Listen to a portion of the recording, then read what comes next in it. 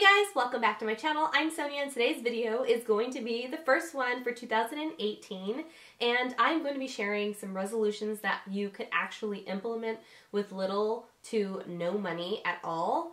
And this is really important because I feel like a lot of people splurge at the end of December, obviously on gifts for other people or for themselves, and then also on gym memberships and expensive procedures and injections and pills and diets and all this craziness in the beginning of the year, when really you have to get your mind right before you can get your body in line. So we're going to be talking about that today. These are things that I need to implement as well, so we're going to keep each other accountable in the comments down below, and as our journey continues, I'll be uploading some more content. Don't forget to hit subscribe if you have not already joined my family, especially to kick off the new year. I've got tons of content relating to self-help, health, self-love, just trying to get your shit together. Hopefully you guys are interested in my top resolutions that you can actually keep for this year. Let's get into it. Chris was making fun of me because when I came from the salon, I shut the door like this.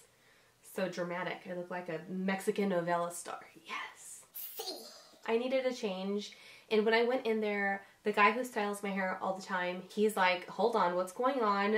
Usually something tragic happens to me when I want to chop my hair off, and I'm like, I'm fine. I'm totally fine. You know, I just have a lot of things I need to do in 2018. Thank God today is day number 1, so we've got a head start here. Let's start with number 1. Everybody wants to lose weight and look good for summer. A lot of people start their goals on the 1st today, and it's fine, that's great, everybody needs to set goals, but we need to be really honest about the goals that we're setting and why we're setting them, and then not so much set them low, but give yourself some realistic goals. So if you want to lose weight, start with a goal of 5 pounds or 10 pounds by the end of the month, and then get to that goal and then kick its ass the next month and then go again the following month. Things like that, something that's really attainable. You can't expect to have someone's body from Instagram who has been, who went under the knife. I mean, they don't even look like that. So I just feel like a lot of people need to really make sure that your goals are in line with your body and your mind, because if those two are off, good luck, sister. It's gonna be rough. Weight loss has to be something that is done for you, or you're going to fail. If you're trying to please somebody else, you're going to be stressed out, it's not going to be fun, and it's easily going to be lost. The motivation's going to be lost there, and you're not going to stick with it longer than a month. I would definitely wait on getting a membership to a gym. I just don't think that you need it, especially if you're not an avid person who works out every single day. If you're going to try to jump into being active, I would start slow. I would take walks. If you have a dog, take them on longer walks than usual. Don't just take them on a walk long enough for them to do their business and then come back on home. No, actually go down the street and around the corner and then come on back. You can also time yourself. Go like 15 minutes and then 15 minutes back. If you have a local coffee shop, take the little trek and go all the way down to the coffee shop and back. It took my little family about an hour to walk on over there and an hour to walk back. It's a pretty long walk, but we got some good exercise. We earned that meal, and we felt really, really good when we finally made it home. Tons of complaints, but we made it, and I just felt so motivated to keep doing that. It's just so much easier than going to the gym and lifting tons of weights and feeling really discouraged because you're like looking around like, damn.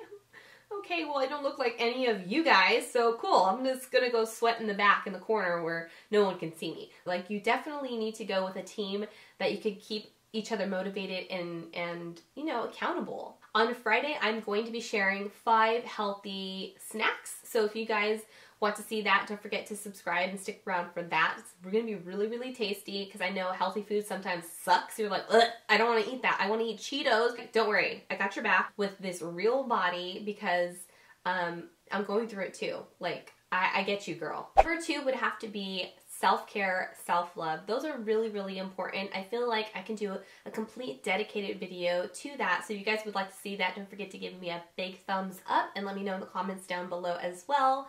Self-care is really, really important, especially if you are a mom or just a woman in general. I feel like it's just in our nature to give.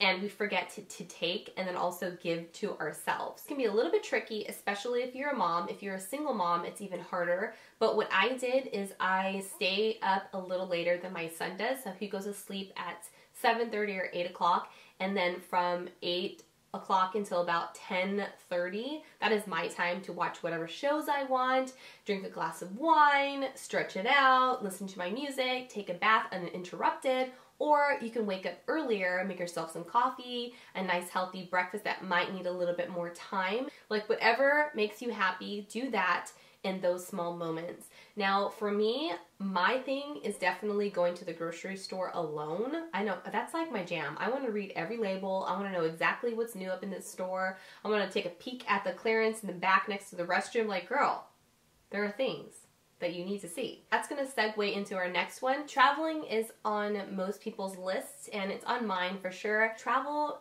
should not be something that is stressful, so plan that early on in the year, and you can make payments if you go with a company like AAA or I know Expedia does that for their cruises. We're actually going to go on a cruise in March for Jude's spring break. And you put $300 down, and then you can make payments up until I think a month or two before the actual trip happens. So if you want to take a really nice trip, you can definitely have tons of time to do that by summer or even winter. Also, there is Airbnb where you can split the costs with your friends. I do that with my girlfriends all the time. We did that when we went to Palm Springs. Now, it doesn't have to be like a lavish vacation. I went to Palm Springs with my girlfriends for one night. Small little getaways like that really do count and help to replenish your, happiness or your energy, especially when you feel like you just need to get out. Another one of my favorite things to do is definitely organize. It's the cheapest therapy you'll ever experience in your life because you get instant gratification. I love to organize. That's just something that helps to stress relieve, keep me occupied, especially when you're waiting for that email or that phone call or for someone to call you back that's so important to you. You might have had a fight with them. Instead of saying something hurtful or impulsive, sit on your hands. But for me, that just never works. So I have to keep myself occupied. And I just like to go through my drawers and take out anything that I don't wear and either donate it or give it to my sisters.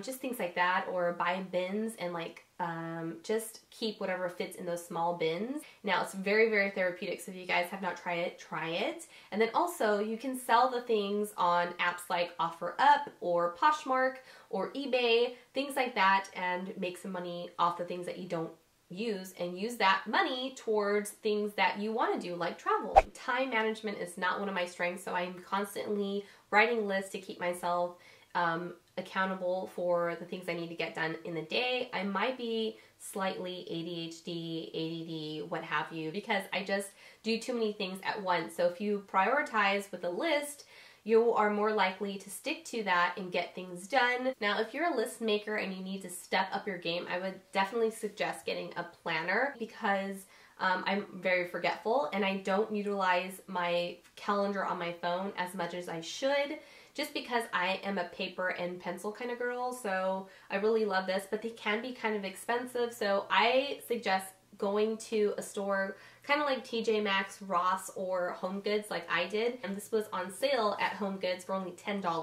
And I think originally it's either $20 to $30. So that's a huge price cut, and it comes with stickers and some quotes and some really cute pages to keep me motivated and super girly and grammable, because everybody does it for the gram. And last but not least would definitely have to be positive thinking. I feel like everybody falls quickly into the trap of comparison, quickly into the trap of negativeness, like what if, or oh my god, this might happen, or whatever it is, it's really, really easy to be negative. A lot of these things that I'm talking about in this video are personally driven because I know from experience, or I'm actually trying to implement those things in my life. So positive thinking is number one priority because I feel like that helps to kind of move along all the other things on the list. If you have a positive mind you're more likely to get things done in a happy mood. For example, if you cook dinner and you're pissed off about the fact that you have to cook dinner and then you have to wash dishes afterwards, like your dinner's probably gonna suck. But if you go into saying like, oh wow, I'm like so blessed that I have food and I'm gonna feed my family, I'm gonna feed myself, like, yeah, you know, I have my hands work and I'm able to wash these dishes and have a happy heart. Like that's just like a small exercise of like being positive. Now, reminders in books, in magazine articles, in podcasts and things like that, you want to keep all of the information that's coming into your brain positive. So what I'm going to try to do myself, now you guys can do it too as well, is trying to not watch so much trash TV, because it almost installs the thought of how you're supposed to react, which is a dramatic way, and that's not really reality. That's not how you're supposed to react. I am starting to like not really like those shows anymore, so the shift is happening in my brain. But anyways, yeah, just those small little changes. And then also negative people in your life, you might want to like, I love reading materials that are positive. Those really help me stay focused. And one of the top books, number one book I can tell you guys to read right now would have to be The 4 Agreements. It just teaches you to really not internalize a lot of things that are happening around you, because that's something that I do naturally, and I just stress myself. That's why I have white hairs, okay? That's why I've got these silver hairs already. Jeez Louise. For example, in this book it says, if someone abuses you more than you abuse yourself, you will walk away. But if someone abuses you less, you will stay. That's huge. Do not judge or blame yourself. A lot of things that we carry around is guilt, shame, and regret.